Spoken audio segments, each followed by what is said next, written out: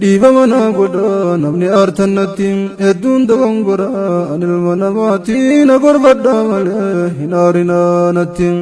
afayyaa ikooti oomfiin taraamaanii numa guddifata madrasaa furqaanii numa ijaarrata madrasaa furqaanii jiraannu walgarraa ta'a nageettiin dhiifamana godha namni aartannattiin hedduun dogongora anilma namaatiin agorbadhaa malee hin aarinanattiin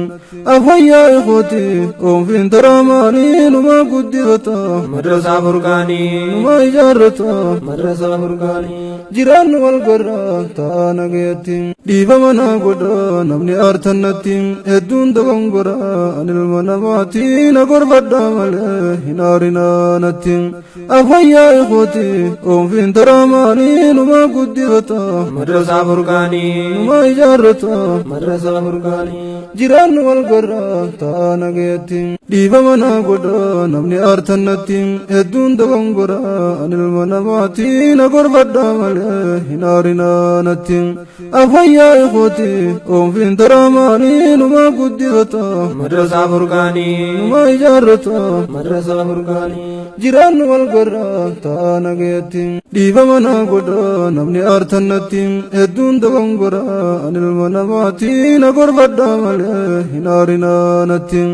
afayyaa ikooti oomfiin taraamaanii numa guddifata madrasaa furqaanii numa ijaarrata madrasaa furqaanii jiraannu walgarraa ta'a nageettiin dhiifamana godha namni aartannattiin hedduun dogongora anilma namaatiin agorbadhaa malee hin aarinanattiin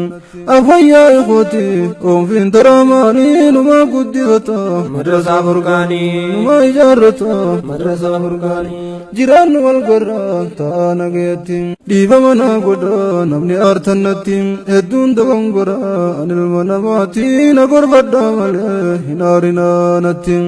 afayyaa ikooti oomfiin taraamaanii numa guddifata madrasaa furqaanii numa ijaarrata madrasaa furqaanii jiraannu walgarraa ta'a nageettiin dhiifamana godha namni aartannattiin hedduun dogongora